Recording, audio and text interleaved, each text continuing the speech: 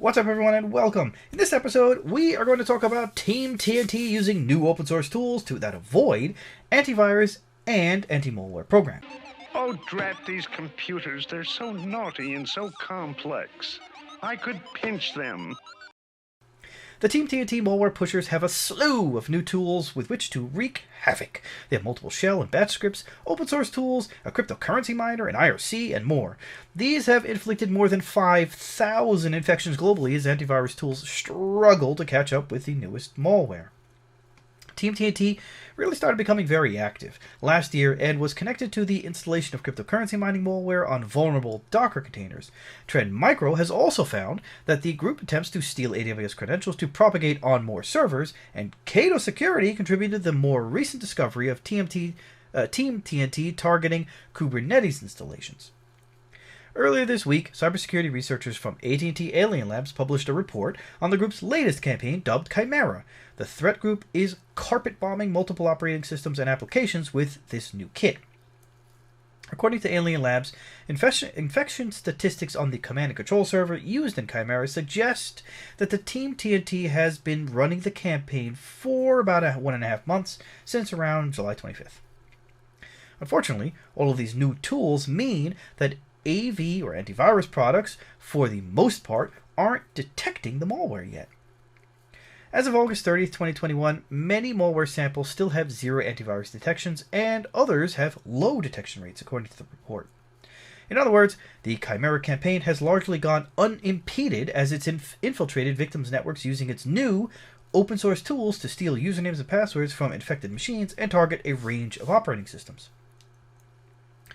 Alien Labs said that the Chimera campaign has a similar focus to older TeamTNT campaigns, namely stealing cloud system credentials, using infected systems for cryptocurrency mining, and abusing victims' machines to search and spread to other vulnerable systems. TeamTNT typically uses open source tools for its dirty work. For example, in January, it was using the detection evasion tool Lib Process Hider to hide its malware under Linux by using the LD preloader.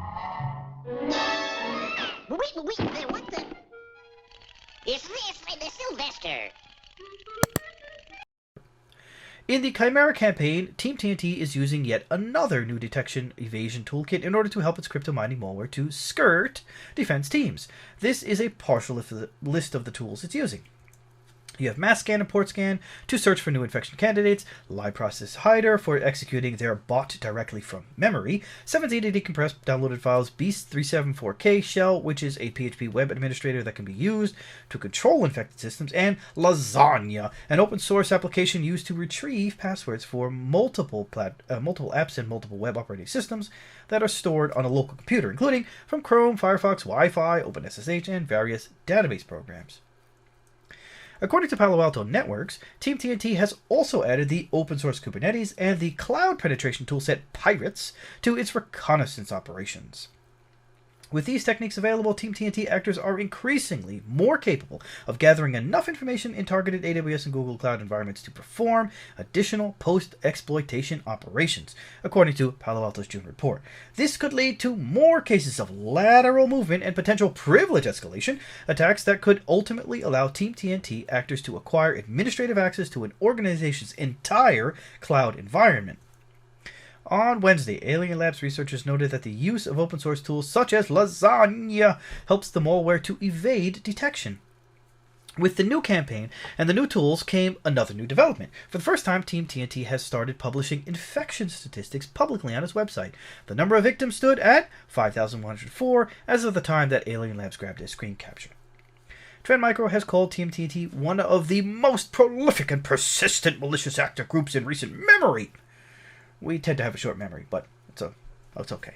As the firm described in their July report, the threat actor has actually been active since 2011, but it started picking up steam last year.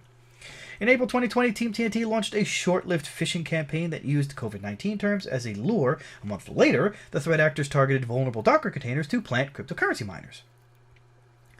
TeamTNT is known for its targeting of Amazon Web Services credentials, which the group uses to break into cloud instances so as to mine for Monero cryptocurrency. As of September 2020, they were achieving full takeover of cloud instances using a legitimate tool called WeaveScope to establish fileless backdoors on targeted Docker and Kubernetes clusters.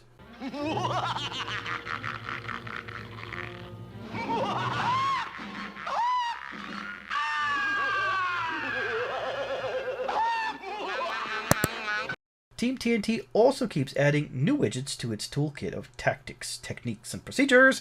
For example, in October 2020, Palo Alto Network's Unit 42 reported that the group hatched a batch of new TTPs, including the new Black T cryptojacking malware, sophisticated network scanners, the targeting of competitor XMR mining tools on the network, and the use of password scrapers. Just before the end of 2020, the group launched yet another campaign deploying TNT Bottinger, an IRC bot with distributed denial of service capabilities. But as Trend Micro explained in its July report this year, TeamTNT has zeroed in even more closely on the cloud, with campaigns encompassing different cloud-based services and software. True to form, with campaign Chimera, the group has been targeting Windows, AWS, Docker, Kubernetes, and various Linux installations, including Alpine, which is typically used in containers, according to Alien Labs. As of the end of last month, August 30th, many malware samples have low detection rates according to Alien Labs. Researchers recommended that to avoid infection, security teams should take these steps. Keep your software with the latest security updates, keep minimal exposure to the internet on Linux servers and IoT devices, and use a properly configured firewall, and monitor network traffic, outbound port scans, and unreasonable bandwidth usage.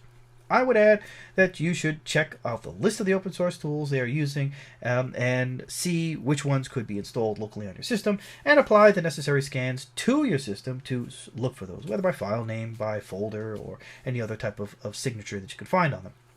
So things like Live Process Hider, Lasagna, B37K Shell, or any crypto miners that you may know of or may have any signature for, you can scan your systems for. With that, I say thanks for watching. Don't forget to share and subscribe and smash the bell if you haven't already. And I'll see you on the next episode. Take care. Don't forget to run!